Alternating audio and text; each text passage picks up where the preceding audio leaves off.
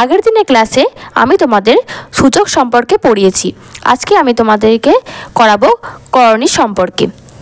করণী, যাকে ইংলিশে বলা হচ্ছে সার্টস। প্রথমে চলো আমরা দেখে নিই এই করণী কাকে বলে। দেখো, করণী কাকে বলে? যখন কোনো অঋণাত্মক যৌক্তিক সংখ্যা, যৌক্তিক সংখ্যা বলতে কি বলে, যেমন রুট এ, এখানে এটা হচ্ছে একটা যৌক্তিক সংখ্যা, মূল নির্দিষ্ট মান প্রদান করে না, তখন এটিকে করণী বা সার্টস বলা হয়। তোমাদেরকে উদাহরণ দিলে তোমরা জিনিসটা বুঝতে পারবে। উদাহরণ হিসেবে বলা হচ্ছে যে √2, √5, 3√8 এ যুক্ত √a ইত্যাদি। এগুলো সবই কি এক একটা করণী। এখানে আমি বলতে পারি, আচ্ছা এই মানে এগুলো কোন কোন সংখ্যা বলে বলো তো? অমূলদ সংখ্যা বা অপরিমেয় সংখ্যা। এখানে একটা জিনিস বলতে পারি যে সকল সার্ড মানে হচ্ছে করণী, সকল সার্ডই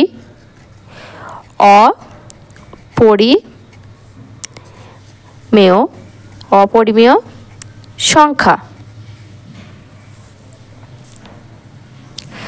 কিন্তু সকল অপরিমেয় সংখ্যা সার্ড নয়। এটা একটু বুঝিয়ে দেখো। আচ্ছা, অপরিমেয় সংখ্যা বলতে কি বলা হয়? অমূলদ সংখ্যা। তোমাদেরকে আমি আগে অমূলদ সংখ্যা, মূলদ সংখ্যা পড়িয়েছি। হ্যাঁ, তাহলে সকল সার্ড মানে দেখো এই রুটের যে সংখ্যাগুলো রয়েছে, এগুলো সব সার্ডগুলি কিন্তু অপরিমেয় সংখ্যা হবে, কিন্তু অপরিমেয় সংখ্যাগুলো কিন্তু সবগুলি কিন্তু সার্ড হয় না, কারণ অপরিমেয় সংখ্যার মধ্যে শুধুমাত্র কিন্তু রুটগুলো পড়ে না, যেখানে আমাদের পৌনপুণিকেরও কিছু অঙ্ক পড়ে, আসন্ন মানের অঙ্ক আছে, সেগুলো কিন্তু অপরিমেয় সংখ্যার মধ্যে পড়ে। তাই সকল অপরিমেয় সংখ্যা কিন্তু সার্ড নয়। এবার আমরা আসি সার্ডের ক্রম বা অর্ডার অফ সার্ডস। যদি পি একটি যৌক্তিক সংখ্যা হয় এবং এম একটি ধনাত্মক পূর্ণ সংখ্যা হয়, যেমন পি 1/m, এখানে কি হচ্ছে দেখো, রুটের মধ্যে এমটা থাকছে আর পিটা ভেতরে থাকে, তখন কি হচ্ছে পি 1/m, এটা অপরিমেয় হবে। আর তবে এটিকে বলা হচ্ছে এমতম ক্রমের সার্ড। বুঝে গেছে? মানে এই রুটের ভেতর যে সংখ্যাটা থাকবে সেই সংখ্যাটা হচ্ছে যে মানে পিটা হচ্ছে এমতম ক্রমের সার্ড। আর তোমাদেরকে ভালো করে সংখ্যার উদাহরণ দিয়ে দেখাচ্ছি আমি। 7 1/2 সমান হচ্ছে যে √7। এখানে কি বলতো, এটা কি দ্বিতীয় ক্রমের সার্ড। সার্ড মানে কি? করণী।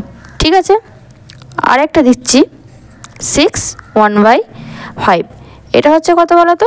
ভেতরে 6 থাকবে আর এই 5টা কি হবে এর ভেতরে। এটা কি হচ্ছে বলতো? পঞ্চম ক্রমের সার্ড হয়েছে। এখানে একটা জিনিস তোমাদেরকে বলে রাখি, এই দ্বিতীয় ক্রমের সার্ডকে কোয়াড্রাট্রিক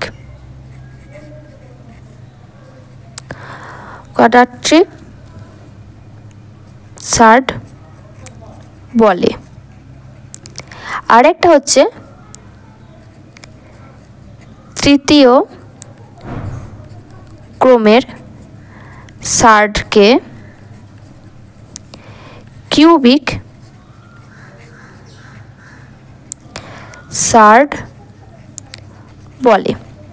ঠিক আছে, তাহলে এই ক্রমের সার্ডটা তোমরা নিশ্চয়ই বুঝতে পেরেছো যে কি হয়, যে এর যে থাকবে সেটা সংখ্যা। দেখো এখানে একমাত্র 7 বা যে কোনো সংখ্যা যদি 1 2 থাকে, তার মানে কি হচ্ছে সেটা একমাত্র রুট হবে, আর বাকি যে সংখ্যাগুলো থাকবে সেটা দেখো এই ক্রমেই সার্ডের, মানে এটা পঞ্চমতম ক্রমের সার্ড, মানে এর ভিতরে সেই সংখ্যাটা বসে যাবে। তাহলে ক্রমের সার্ডের ক্রমটা নিশ্চয়ই তোমরা বুঝেছো। এবার আমরা কি হবে সার্ডের সূত্রগুলো একটু দেখে নিই। দেখো সার্ডের সূত্র, প্রথমে একটা সূত্রটা লিখে দেখো, একটা রুটের মধ্যে পি আর কিউ দুটো সংখ্যা লিখেছি, এবং এখানে রুটের ভেতরে আমি কত লিখেছি, এখানে এম। এরকম থাকলে তখন আমাদের কী হয় বলো তো, এই এমটা পি আর কিউ দুটো সংখ্যার মধ্যে ডিভাইডেড হয়ে যাবে, আলাদাভাবে আমরা করব। কী হবে এম, আবার এখানে কিউ, এটার ভেতরেও এম। বুঝতে পেরেছ?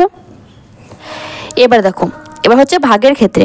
ভাগের ক্ষেত্রে কি আছে, পি বাই কিউ, দেখো একটা সংখ্যা নিয়েছি আর এখানে ভিতরে হয়তো এম, তখন কি হবে, এটাও দেখো আলাদা আলাদাভাবে, ওপরে পি আছে তাই এটার সাথে এম চলে আসবে, আবার নিচেই কিউ আছে এটাও এম হবে।